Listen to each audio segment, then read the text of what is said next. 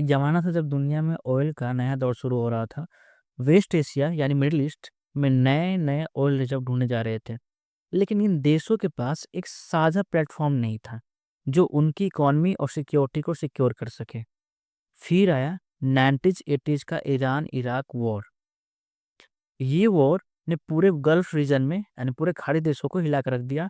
Oil oil rich देश समझ गए थे कि अगर उन्होंने मिलकर काम नहीं किया, तो कोई भी बड़ा देश जैसे कि अमेरिका उनको अपनी टर्म्स पे चला सकता है। और इसी टेंशन और ज़रूरत के बीच एक नई रीजनल पावर का जन्म होता है, जिसका नाम होता है गल्फ कॉरपोरेशन काउंसिल यानी जीसीसी। तो आज की क्लास में हम जानेंगे जीसीसी का इतिहास, जीसीसी का स्ट्रक्चर, इसका महत्व क्या है, मैपिंग, कौन-कौन सी कंट्री हैं, इसके आसपास के जो भी वाटर बॉडीज़ जो भी रीजन है उसको भी देख लेंगे इसी बहाने, और भारत के लिए क्यों इम्पोर्टेंट है ये भी समझेंगे, ठीक है? तो चलिए शुरू करते हैं। जब भी शुरू करेंगे तो सबसे पहले हम समझेंगे हिस्ट्री। अब सवाल होता है हिस्ट्री क्यों समझना है? अब हिस्ट्री के बाद क्यों आ गया? तो हिस्ट्री इसलिए समझना है ताकि हमको रटना ना पड़े, हम समझ जाएँ एक डॉट्स को कि आखिर बना ही क्यों था। जब बनने के प्रोसेस को समझेंगे तो उसमें उन कंट्रीज़ का नाम आएगा, और उन कंट्रीज़ का एक बार नाम आ गया है तो एक डॉट्स बन जाएगा, और फिर उन डॉट्स को हम कनेक्ट कर लेंगे उनके अलग-अलग रीजनल नामों के साथ, ताकि सारा मामला हम समझ जाएँगे। तो एक पढ़ाई के बहाना सारा पढ़ाई पढ़ लेना है, उसके आस-पास जितना भी हो सकता है, ताकि हम एडवांटेजेस में रहें, कमी ना रहे हमारे पास। तो हिस्ट्री को हमेशा पढ़ना है तो पहली बात 2 सिंपल स विजुअलाइज़ेशन करना ज़रूरी है। हम चित्र बनाते हैं मन में, हम चित्र बनाने के लिए यहाँ पर एनिमेशन दिखाते हैं, देख लेना। उससे पहले एक समझ लो, ठीक है? मैंने 2 ऐसे इवेंट हैं ना, जिस इवेंट की वजह से क्या होता है, ये जीसीसी बनता है, होता है ना? आग लगता है, कुछ चिंगारी लगाना पड़ेगा। तो 2 चिंगारी कौन थे? चिंगारी नंबर 1, चिंगारी नंबर 2। 1970s का ऑयल बूम इन गल्फ यानी खाड़ी देशों में जो तेल का भंडार अचानक से मिला था, ठीक है? उसमें जो बूम हुआ ना, ठीक है? एक बड़ा-सा उभार आया, उस उभार की वजह से, और लास्ट जो एक कील ठोका गया, जिसकी वजह से जीसीसी बनाना ही पड़ा, वो था ईरान-इराक वॉर। एक बहुत बड़ा वजह था। और फाइनली बनता है 25 मई 1981 को। तो समझते हैं हिस्ट्री को। तो 1970 में एक रिवॉल्यूशन आया, ऑयल बूम। एक तरफ अमेरिका और यूरोप वेस्ट एशिया से चीप यानी सस्ते तेल खरीद रहे थे, तो दूसरी तरफ गल्फ देश बिलियंस कमा रहे थे।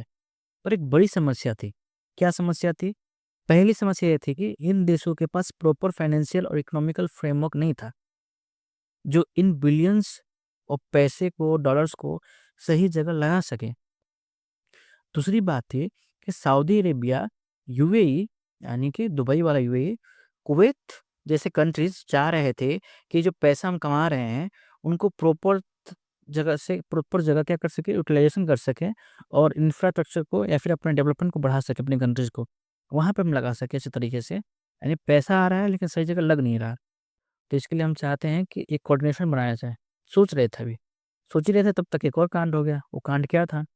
कांड ये था, वो था 90s-80s का ईरान-इराक वॉर। अब ईरान और इराक जो है ना, दोनों गल्फ के इम्पोर्टेंट देश हैं। ये ईरान है, यहाँ पे देखो, और ये इराक है यहाँ पे, ठीक है? 2 है कंट्रीज़। 90s-80 में 1980 में दोनों के बीच एक युद्ध शुरू होता है, एक वॉर शुरू होता है, और इसका असर पूरी मिडल ईस्ट पे पड़ता है। गल्फ के कंट्रीज़ को लगा कि अगर आज ईरान और इराक लड़ रहे हैं, तो कल हम भी किसी न किसी की टेंशन में फँस सकते हैं। क्योंकि पड़ोसी में कुछ इफ़ेक्ट पड़ रहा है, तो पड़ोसी का इफ़ेक्ट हमारे ऊपर भी तो पड़ेगा। तो पूरा मिडल ईस्ट में तेल का इश्यू है, तो तेल के कंट्री जितने भी हैं, वो सब पे इफ़ेक्ट पड़ सकता है। तो सिक्योरिटी और मिलिट्री अलायंस की ज़रूरत पड़ने लगी, उनको लगा कि सुरक्षा के लिए हमको भी तो अपना सुरक्षा बढ़ाने के लिए मिलिट्री अलायंस चाहिए। हम भी चाह रहे हैं कि अपना अलायंस बनाएँ, नाटो है, कोई भी है, वैसे हम भी अलायंस बनाएँ। अलायंस में कम से कम कोऑपरेशन तो कर सकें आपस में, सहमति तो बैठे, लड़ाई ना करें आपस में, ताकि बीच में कोई आकर हमारा फ़ायदा ना उठा सके। जैसे कि अमेरिका और यूएसएसआर यानी रसिया, इनके इंटरनल कॉन्फ्लिक्ट है, यानी कि आंतरिक जो लड़ाई चल रहे थे मिडल ईस्ट में, ठीक है? इन गल्फ कंट्रीज़ में, खाड़ी देशों में, उनका फ़ायदा उठा रहे थे वो लोग। तो फाइनली इस लड़ाई के बाद 1981 को 25 मई को जो सऊदी अरेबिया है, वो मीटिंग रखता है अपने कैपिटल रियाद में, ठीक है? रियाद में मीटिंग रखता है, और उस मीटिंग में सऊदी अरेबिया 6 कंट्रीज़ को बुलाता है। 6 कंट्री आते हैं, वो कंट्री कौन-कौन से हैं? वो कंट्री यहाँ पे देखो, ये है Kuwait, Bahrain 2 number, 3 number Qatar, 4 number UAE, 5 number Oman और 6 नंबर सऊदी अरेबिया। ये 6 कंट्री हैं, ठीक है? और यही 6 कंट्री आज के दिन में क्या है, इस जीसीसी के मेंबर हैं। अब हिस्ट्री से कनेक्ट किया ना, तो सऊदी अरेबिया ने बुलाया था, सऊदी अरेबिया अपने आप मेंबर हो गया, और बाकी 5 को बुलाया था, 5 भाइयों को अपने, तो कुवैत को, बहरीन को, कतर को, यूएई को और ओमान को, इन 5 कंट्रीज़ को बुलाया, और ये 5 प्लस 1 सऊदी अरेबिया 6 कंट्री क्या हैं, जीसीसी के मेंबर हैं। हेडक्वार्टर कहाँ होगा? तो बुलाया था रियाद में, तो रियाद में ही होगा आज हेडक्वार्टर। कहाँ है? रियाद में है। अब हम मैपिंग का यहाँ तक मामला समझ लिए हैं, तो मिडल ईस्ट में कुछ और चीज़ें हैं इम्पोर्टेंट। पहली बात, ये जितने भी कंट्री यहाँ पे देखा, वो सब आते हैं अरेबियन पेनिनसुला में, ठीक है? ये है पेनिनसुला पूरा का पूरा। अब पेनिनसुला क्या होता है? तो पेनिनसुला का मतलब होता है ऐसा लैंड मास जो क्या हो, 3 तरफ से पानी से क्या हो, घिरा हो। जैसे हमारा इंडिया है, इंडियन पेनिनसुला, इस तरह से ये भी तो है एक पेनिनसुला। इधर से लैंड, इधर से भी लैंड, उधर से भी लैंड, और इधर से ही पानी से घिरा पड़ा है ये पानी पानी। तो ध्यान से तुम देखोगे तो बात पता चलेगा तुमको यहाँ पे। वो ये है कि यहाँ पे एक है वाटर बॉडी, इसको बोलते हैं हम लोग रेड सी, ठीक है? इसको बोलते हैं हम लोग यहाँ पे जो है, ये है गल्फ ऑफ एडन, ये है गल्फ ऑफ ओमान, और ये है पर्शियन गल्फ। गल्फ हो गया, रेड सी हो गया, और यहाँ पे छोटे छोटे क्या है, पतले पतले से वाटर पैसेज है। पतले पतले जो वाटर पैसेज होते हैं, जो दो अलग अलग वाटर पैसेज को जोड़ते हैं, उनको हम लोग क्या बोलते हैं? तो उनको बोलते हैं हम लोग स्ट्रेट। यहाँ पे जो है उसका नाम है बाल अब मंदाब, बाल अब मंदाब या मंदेब कहते हैं, स्ट्रेट। और यहाँ पे जो है, यहाँ पे पतला सा जो गल्फ ऑफ ओमान और पर्सियन गल्फ को जोड़ता है, वो है स्ट्रेट ऑफ हॉर्मुज, ठीक है? ये वो क्लियर, इतना ही है। और यहाँ पे जो कंट्री बची है यमन है, तो यमन, ओमान और सऊदी अरेबिया है। हमने थोड़ा सा लिया है, लेकिन हमको समझना जरूरी था कि है क्या आखिर से आखिर, ठीक है? और बाकी त्रिपुरा जो दिख रहा है अरेबियन सी है, और बगल में यहाँ पे हमारा इंडिया है, तो दिख नहीं रहा है। ये हमारे 6 कंट्री हैं। क्लियर हुआ? बस इतना ही। लास्ट पॉइंट हमारा ये होता है कि इंडिया और जीसीसी का क्या रिलेशन है। तो आमतौर पे किसी भी कंट्रीज़ का, ग्रुप का, फिर या फिर इंटर गवर्नमेंटल ऑर्गेनाइजेशन का जो रिलेशन होता है, वो पॉलिटिकल, ट्रेड के लेकर होता है और डिफेंस को लेकर होता है। तो पॉलिटिकल के रूप में देखिए तो 2003 में क्या हुआ था, पहली बार हमारा बैठा था डायलॉग, शुरू हुआ था 2003 में।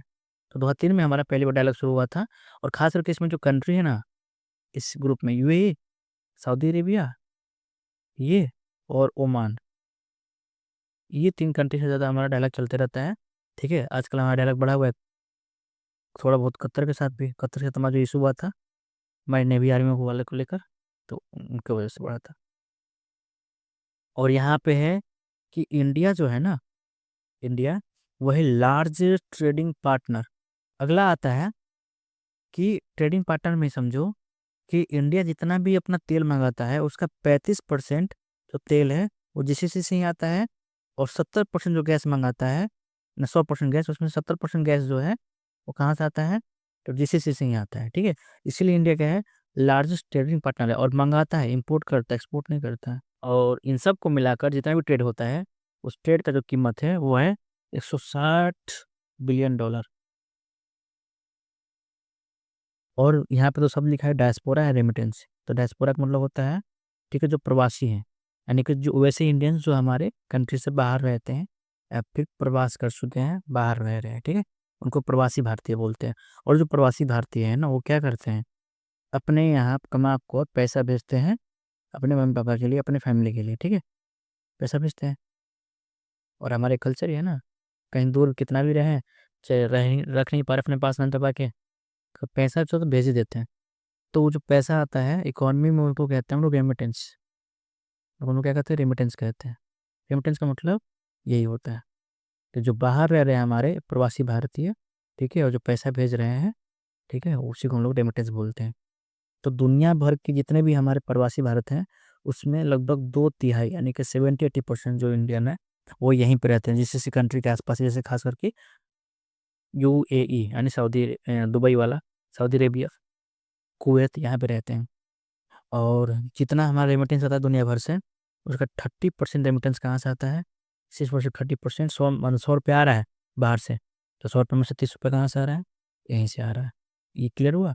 और अभी हाल ही में हमारा जो शुरू हुआ है जीसीसी के साथ, वो है ज्वाइंट एक्शन प्लान। भारत और जीसीसी ने 2024 और 28 का एक ज्वाइंट एक्शन प्लान अडोप्ट किया है, जो डिफेंस, डिजिटल इकोनॉमी और रिन्यूएबल एनर्जी और स्टार्टअप को, कॉरपोरेशन को बढ़ाना के लिए काम करेगा।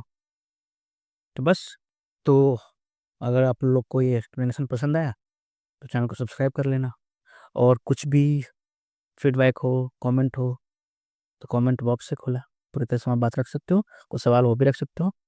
बाकी मिलते हैं नए टॉपिक के साथ अगले क्लास में, तब तक के लिए बाय।